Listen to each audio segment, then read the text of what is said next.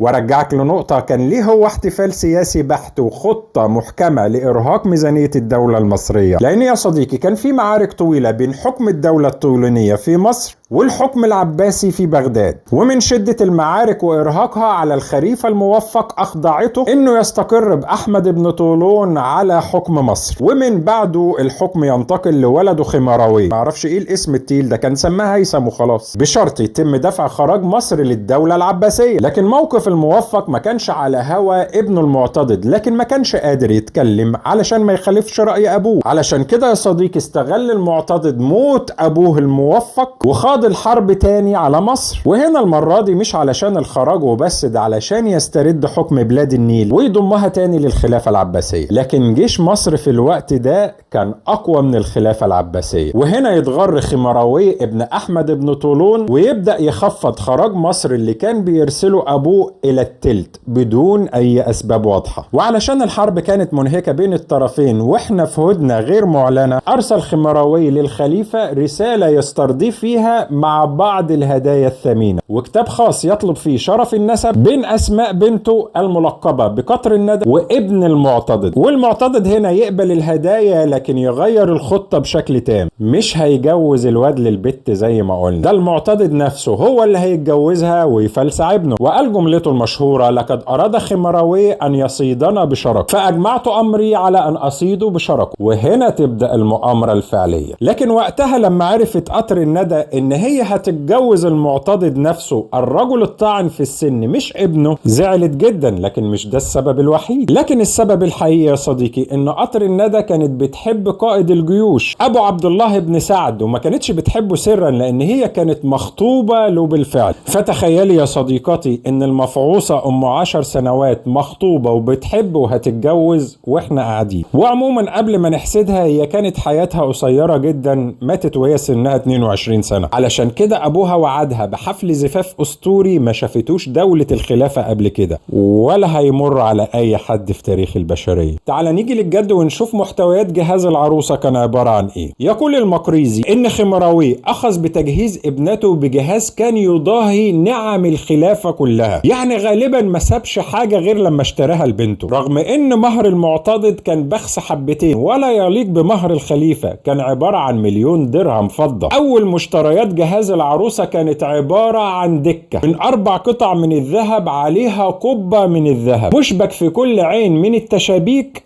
كرت، في كل كرت جوهرة لا تقدر بثمن. وعلشان أغيظك أكتر يا صديقي، الدكة دي اللي كانت مجهزة تقعد عليها العروسة في أوضة النوم، يا دوب تحط عليها رجليها بس. أما ابن كثير فقال: فقد ذكر أن خمراوي بعد إتمام جهاز ابنته أعطى لابن الجصاص 1,000,000 دينار مصاريف رحلة بغداد ليشتري من تحف بغداد ما لم يكن موجود في مصر. أنت متخيل ال1,000,000 دينار دول قد إيه يا صديقي؟ فاكر لما اتكلمنا في مسجد أحمد بن طولون واتريقنا على سعيد بن كاتب الفرجاني انه اخد 10,000 دينار بس، وحسبنا ال10,000 دينار طلعوا 45 مليون جنيه مصري القيمة الشرائية الحالية. ف1,000,000 دينار من الذهب يا صديقي قيمتهم الشرائية الحالية 4.5 مليار جنيه مصري. مش دي بس كل مصاريف الحنة، خد عندك قلت لك تم شراء 100 هون من الذهب، تخيل كم الكيلوات الذهبية اللي كانت موجودة في الهون بس، و1000 مبخرة من الذهب. يعني لو هيبخروا بغداد كلها مش هيستهلكوا 1000 مبخرة، وليه تكون من الذهب اصلا؟ ومئات الصناديق اللي بتحتوي على ملابس العروسة والحلي والأحجار الكريمة. يا ريتني كنت موجود في الزمن ده حتى الملابس الداخلية ما سابوهاش وحضروا لها 1000 تكة من الملابس الداخلية، ثمن كل واحدة من 1000 10 دينار. وعلشان نجهز العروسة في احتفالها اللي هيخرج من مصر إلى بغداد، الاحتفال ده هيستمر سنة كاملة يا صديق، فكان لازم العروسة تستريح. فأمر خمراوي ببناء قصر على كل رأس مرحلة هتستريح فيها العروسة خلال رحلة السفر من مصر إلى بغداد علشان تستريح في كل قصر لمدة ساعات. انت متخيل يا صديقي ان ينطلق موكب الحنة سنة 894 ميلادية علشان يوصل بغداد في شهر مارس سنة 895 ميلادية.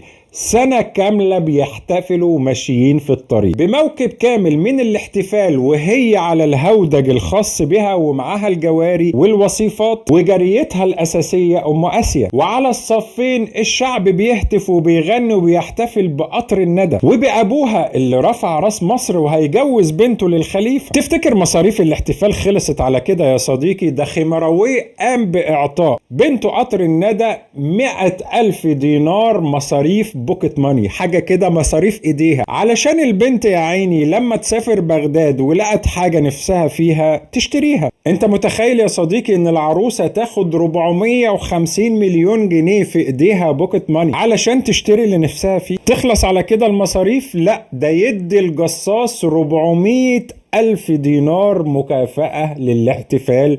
واللي عمله الجصاص لوحده أخد 1,800,000,000 جنيه مكافأة يا صديقي على اللي عمله. نحاسب هنا على خمراويه ولا على الجصاص ابن المحظوظة؟ وأخيرا بيوصل الموكب إلى بغداد بعد مرور سنة كاملة من الاحتفال. البنت بتحتفل سنة بحنتها، هتتجوز امتى؟ خرج أهل بغداد هم كمان في احتفال مهيب يستقبلوا العروسة المصرية، واللي انبهروا بموكب العروسة اللي كان بيتصدروا زرافة بتتمايل وتتبختر. مصيبة لا تكون الزرافة هي كمان أخدت مكافأة، ووراها بغل أشهب شايل على ظهره صندوقين من الذهب الخالص. ورا البغل 20 فرس محلاة بالسروج الذهبية والمطعمة بالمجوهرات، عليها رجال لبسوا الديباج والأحزمة الذهبية وماسكين حراب من الفضة الخالص. وراهم 20 بغل بيحملوا الملابس والعطور والمجوهرات. احنا بنتكلم في 1,000,000 دينار يا ريس، يعني 4 مليار ونص، وما لم يعرفه أهل بغداد من قبل ولا حتى مر على المصريين، وما لم تأته بلاد الهند والسند. وطبعا فرح المعتضد بالعروسة وأعجب بجمالها وأدبها وتربيتها وحبها وفضلها على باقي الحريم. وهنا هتبدأ المشكلة. مبدئيا كل المصاريف الباهظة والهبل اللي عمله خمراوي أفرغ الخزانة المصرية بالكامل، ولأن خمراوي كان ناهج نهج أبوه إنه يحسن اقتصاد الدولة المصرية بالاقتصاد الزراعي وبحفر الترع والقنوات وبناء الجسور، فالخزنة أصبحت فاضية، فما فيش بناء، فما فيش هندسة، فما فيش قطاع اقتصادي زراعي، فتدهور الحال، وكان له آثار كارثية على الاقتصاد المصري. وحتى السدود والجسور اللي كانت قيد الإنشاء بدأت تقع لأنها ما اكتملتش. وده كله اكتشفه خمراوي بعد ما فاق من غيبوبة الاحتفال ب4 أو 5 شهور وهو موجود في دمشق، وعرف انه وقع في فخ المعتضد فعليا. وأثناء وجود خمراوي في دمشق طالبوا قادة الجيش بالرواتب والعطايا، وكان على رأسهم مين؟ طبعا أبو عبد الله بن سعد، خطيب البنت في الأول وأمير الجيش. وتعالى هنا يا معلم، مش انت مرضتش تجوزني البنت علشان تديها للمعتضد؟ طب خد موت بقى. وقتل خمراوي بالفعل لما عجز عن دفع مصاريف الجيش، وأشاعوا انه اتقتل بسبب مشكلة أخلاقية وهو ممارسة الفحشاء مع أحد الغلمان في قصره. فدخلوا عليه بشغل يوسف بيك وهبي، لا يسلم الشرف الرفيع من الدم، هوب